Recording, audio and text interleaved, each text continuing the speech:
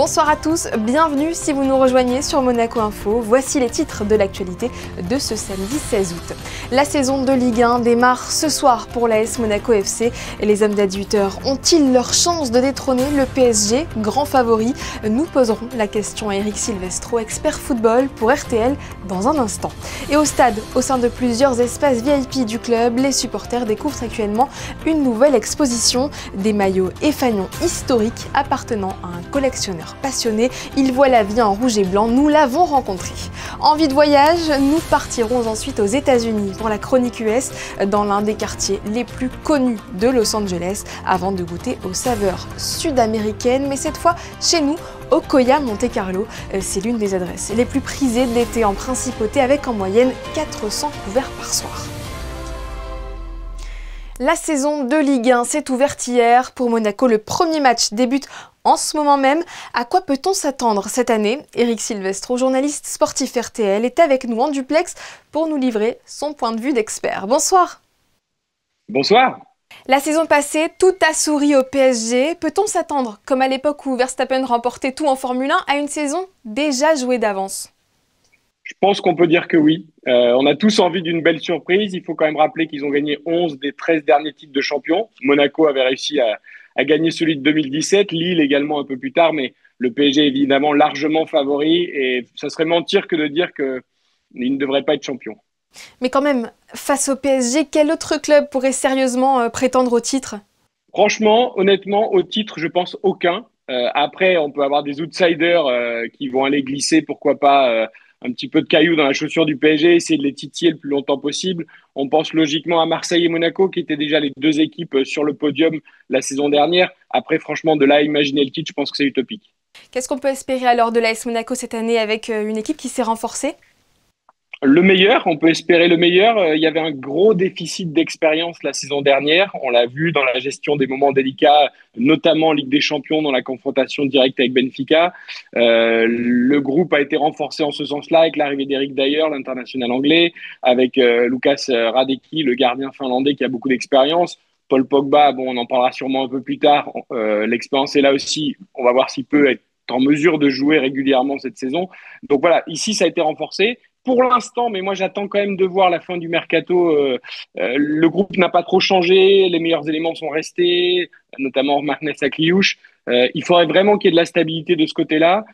Si c'est le cas, avec les petits renforts, une seconde saison en tout cas avec la Ligue des Champions, Monaco peut faire vraiment de belles choses. Pour moi, on parle beaucoup de Marseille, mais pour moi Monaco est mieux armé que Marseille pour même la deuxième place. Vous l'avez dit, Paul Pogba, c'est le phénomène ici à Monaco. Peut-il vraiment jouer un rôle décisif cette saison?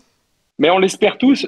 Paul Pogba, ça peut être la belle histoire de cette saison, pour Monaco évidemment, pour lui surtout, pour la Ligue 1 ensuite, voire même pour l'équipe de France si tout se passe à merveille avant la Coupe du Monde l'été prochain. Après, voilà, avec des si, avec de J'ai envie d'eux, on aurait peut-être fait tous des choses différentes dans la vie. Donc, il ne faut pas s'interdire de rêver, il faut lui souhaiter le meilleur. Le club a décidé de prendre son temps avant de le mettre sur le terrain, avant qu'il rejoue en compétition pour vraiment qu'il soit prêt. Ça, je pense que c'est une sage décision. Voilà. Après, ça fait quand même 3 ans quasiment que Paul Pogba n'a pas joué au très haut niveau. Il a beau avoir toute l'envie du monde, ça suffit parfois pas. Donc, il faut tous espérer que ce soit un beau pari pour lui, pour le club, pour le championnat. Mais ça reste un point d'interrogation. On a parlé des joueurs et parmi les nouveaux entraîneurs du championnat, lequel pourrait véritablement apporter une touche innovante à son équipe? Alors, je pense que l'entraîneur à suivre cette année, il y en a 2 pour moi, en dehors de ceux qui sont évidemment connus et établis. C'est Castro, l'entraîneur de Nantes, pardon, qui arrive de Dunkerque, qui a vraiment une philosophie de jeu très intéressante, qui pourrait remettre Nantes dans le sens du jeu, comme on l'a dit par le passé à la nantaise. Il y a beaucoup de bons jeunes joueurs à Nantes. Avec la crise des droits télé, on ne peut pas investir énormément sur le marché des transferts. Donc là, on est parti sur vraiment une politique de jeunes du club, avec un jeu plutôt agréable à regarder. Donc j'ai hâte de voir ce que ça va donner à Nantes. Et puis Habib Beye, qu'on n'a pas vraiment jugé sur une demi-saison à Rennes, qui va pouvoir maintenant installer vraiment sa philosophie, qui a pu travailler dans le mercato avec les demandes qu'il a lui formulées à ses dirigeants. On a vu qu'ils ont gagné leur match d'ouverture contre Marseille en étant en infériorité numérique avec un bel état d'esprit. Les recrutements de Rongier et de Merlin semblent plutôt intelligents. Donc voilà, j'ai hâte de voir si Habib Beye peut confirmer avec une équipe qu'il aura façonnée. Donc pour moi, c'est les 2 entraîneurs à suivre cette année. Globalement, pour terminer, que manque-t-il encore selon vous à la Ligue 1 pour rivaliser avec les plus grands championnats européens? Alors c'est vrai qu'on aime bien taper sur la Ligue 1. Notre championnat, il est finalement pas si mal. Le gros problème dont il souffre, c'est cet écart abyssal de niveau entre le Paris Saint-Germain et les autres équipes. Alors le PSG est champion d'Europe, on ne peut que s'en féliciter. C'est une très belle publicité pour la Ligue 1. Le travail de Luis Enrique, de toute l'équipe, le jeu produit l'année dernière, franchement, pour tout amateur de football, quelle que soit l'équipe qu'on supporte, c'était absolument magnifique à regarder. Le problème, c'est que ça crée quand même ce déséquilibre avec les autres clubs. Et du coup, l'intérêt sportif au coup d'envoi du championnat semble déjà moindre par rapport à d'autres championnats comme la Première Ligue, par exemple, ou la Liga, avec au moins le Barça et le Real qui peuvent tous les deux gagner.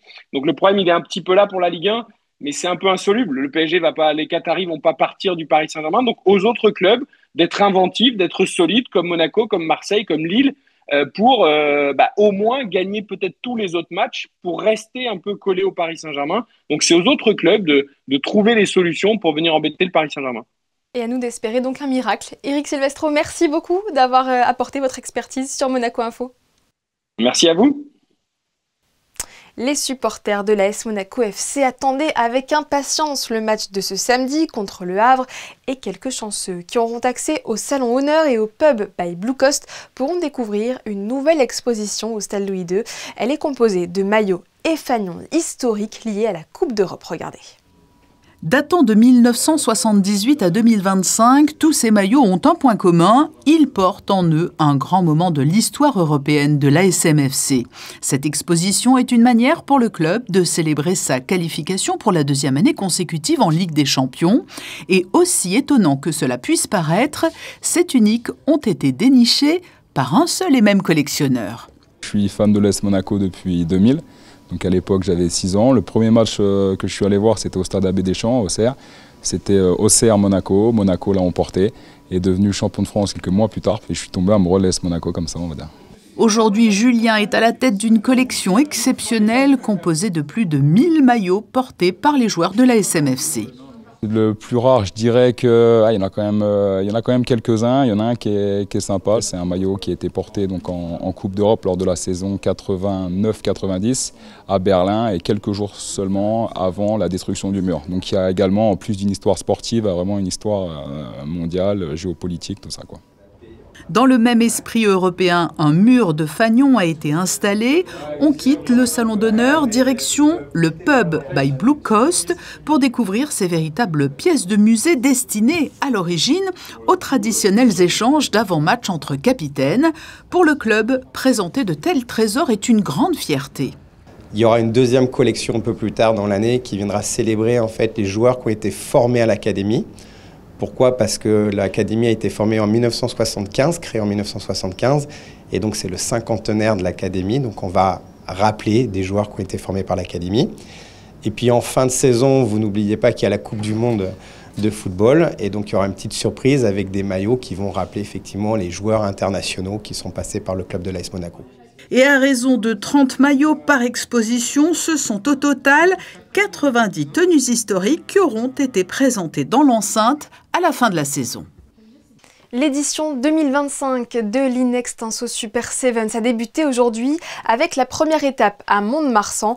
Le Monaco Rugby Sevens faisait figure de favori et a parfaitement débuté le tournoi 43-0. C'est la démonstration de force des Monégasques en 8e de finale face à Castres et puis 26-7 en quart de finale contre l'UBB, l'Union Bordeaux-Bègles.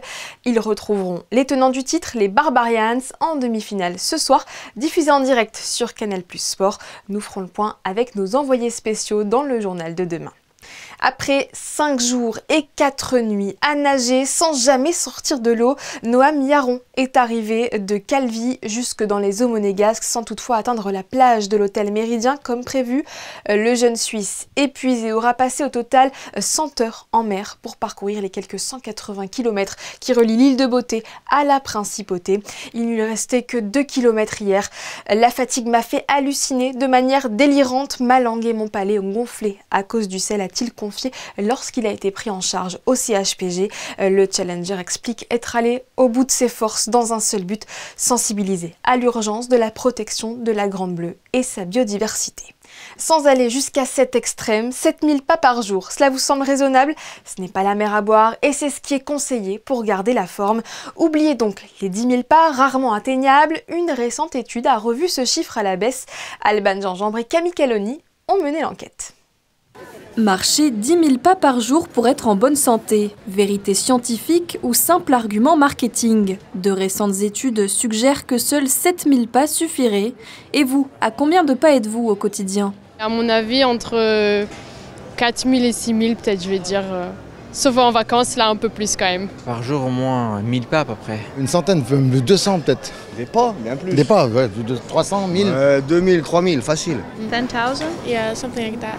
12 000 à peu près. Ça permet de se dépenser sans forcément trop forcer, puis on profite aussi des balades, donc c'est bien. J'essaie de courir tous les 2 jours une vingtaine de kilomètres. So far is about 13,000, but normally for the day will probably be 25 or 30. Le plus important, c'est d'adopter un style de vie actif. Pour ce médecin, il existe un lien avéré entre le nombre de pas effectués quotidiennement et les effets sur la santé. Récemment, en 2024, une étude a montré que réaliser 10 000 pas par jour diminuait la mortalité d'un tiers, diminuait les maladies cardiovasculaires, les accidents vasculaires cérébraux, les cancers, les pathologies diabétiques et les pathologies psychologiques, dépression, démence. Alors pour ma part, j'en suis à 2700 pas d'après mon podomètre, donc j'y retourne pour accomplir mon objectif du jour. Et justement, voici quelques idées d'itinéraire à Monaco, des balades de 5 à 8 km pour réaliser entre 7000 et 10 000 pas. Et notre correspondante aux États-Unis doit sûrement largement dépasser les 10 000 pas en ce moment. Alexandra Pani, bonsoir. On poursuit cette semaine le format carnet de voyage et pour cette 3e étape, vous nous emmenez à Los Angeles, précisément dans l'un des quartiers les plus emblématiques de la ville, pour ne pas dire l'un des plus célèbres au monde. Bonsoir à vous. Oui, c'est l'étape la plus à l'ouest de ces carnets de voyage, La La Land. D'ici, tous les rêves sont permis. Et si l'on connaît bien Los Angeles pour son lien avec le cinéma et Hollywood, elle fait aussi rêver par ses plages, de Manhattan Beach, la plus au sud, jusqu'à Malibu, la plus chic. Nous nous arrêterons, nous, au centre, à Venice Beach, la hippie cool. Suivez-moi pour découvrir ce quartier bohème. Connu pour son esprit bohème et son atmosphère décontractée, Venice Beach est aussi coloré que la diversité de la population qui la fréquente. Artistes, surfeurs, skateurs, culturistes, sans-abri, millionnaires et touristes se côtoient sur son boardwalk. Cette promenade de plus de 3 km le long de l'océan Pacifique qui relie Venise à Santa Monica accueille jusqu'à 30 000 touristes par jour en haute saison. Ici, l'on peut louer une planche de surf ou des rollers, déjeuner dans l'un de ces restaurants ou faire ses achats de souvenirs. N'oubliez pas de jeter un œil du côté de Muscle Beach où s'entraînait un certain Arnold Schwarzenegger ou admirer le coucher de soleil du côté du célèbre skatepark.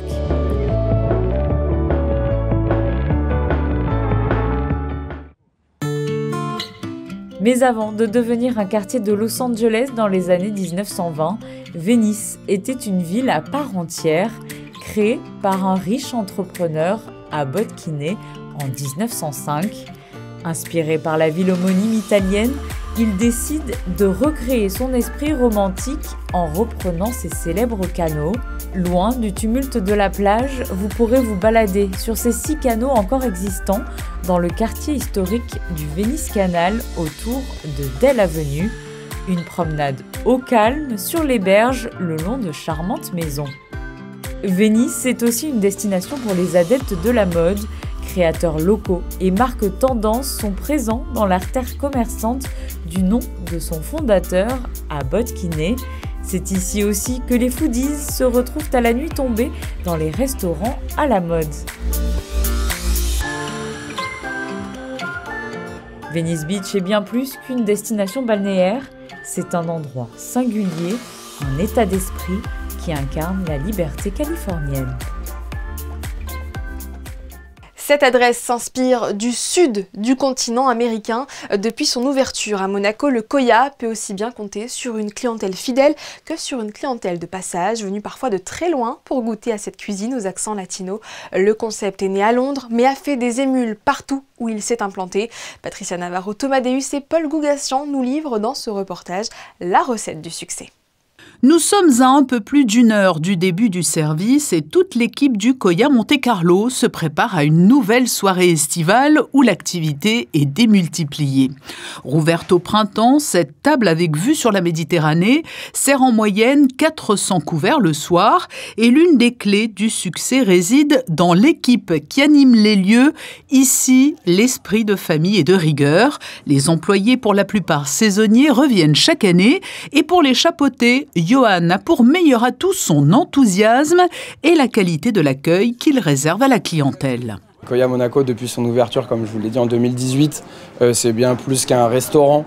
On a tout d'abord une identité musicale très forte avec des DJ émergents et internationaux qui viennent nous voir tout au long de la saison.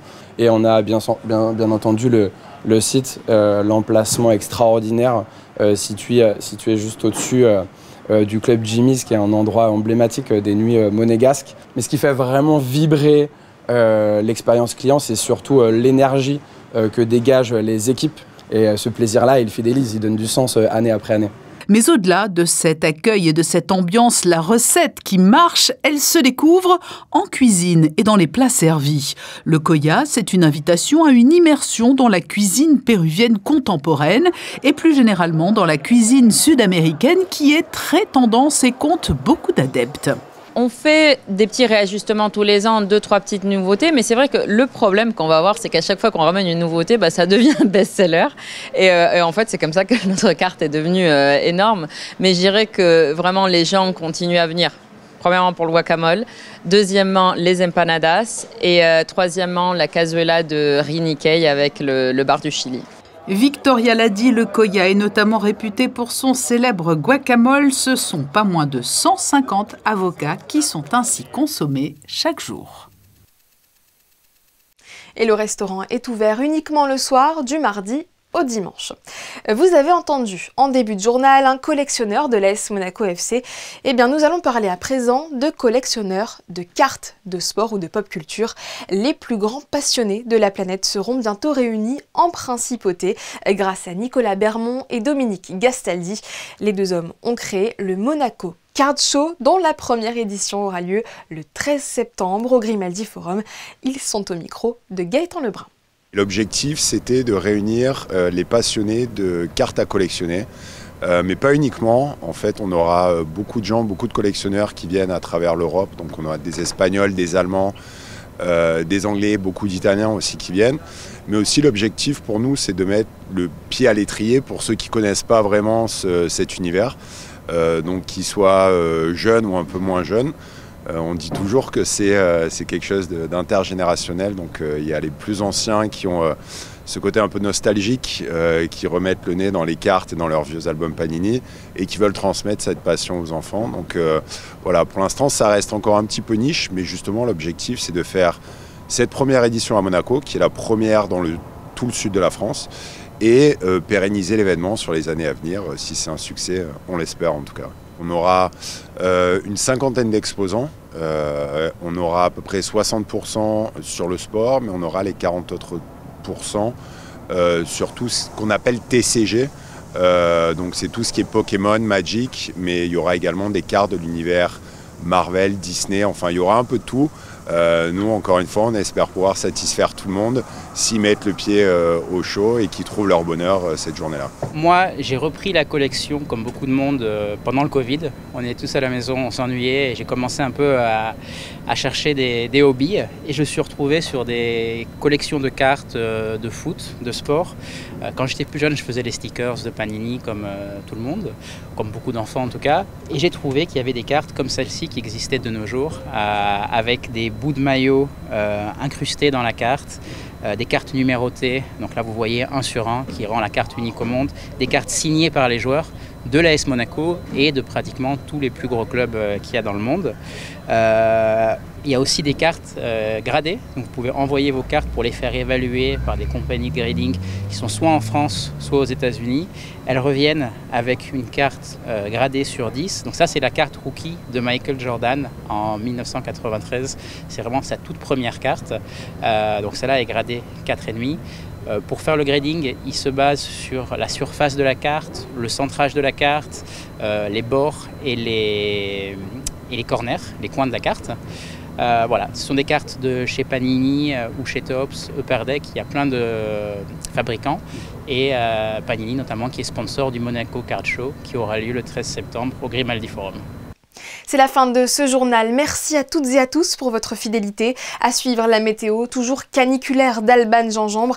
Et tiens, une idée pour être au frais, pensez aux expositions de l'été. Les photographes de la direction de la communication ont braqué leurs objectifs, notamment du côté du Grimaldi Forum, où Couleur, chef-d'œuvre du Centre Pompidou, a atteint les 50 000 visiteurs. Belle soirée à vous sur Monaco Info et à demain 18h30.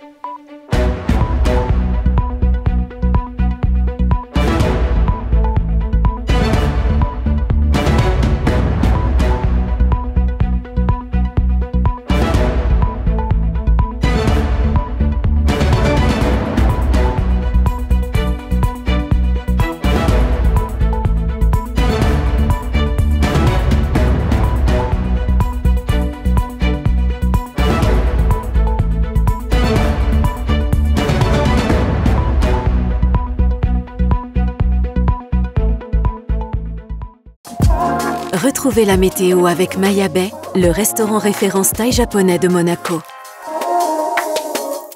Bonsoir à tous, une légère baisse des températures nous attend demain. L'air sera un peu plus respirable. C'est un beau temps peu nuageux prévu en principauté avec un thermomètre affichant 26 degrés le matin et 30 degrés l'après-midi. Le dimanche 17 août, nous fêtons les Hyacinthes et c'est aussi la journée internationale du chat noir. Cette petite bête victime de superstition ne porte pas vraiment malheur. Prenez soin de vos compagnons à quatre pattes. C'était la météo avec Maya Bay, le restaurant référence thaï japonais de Monaco.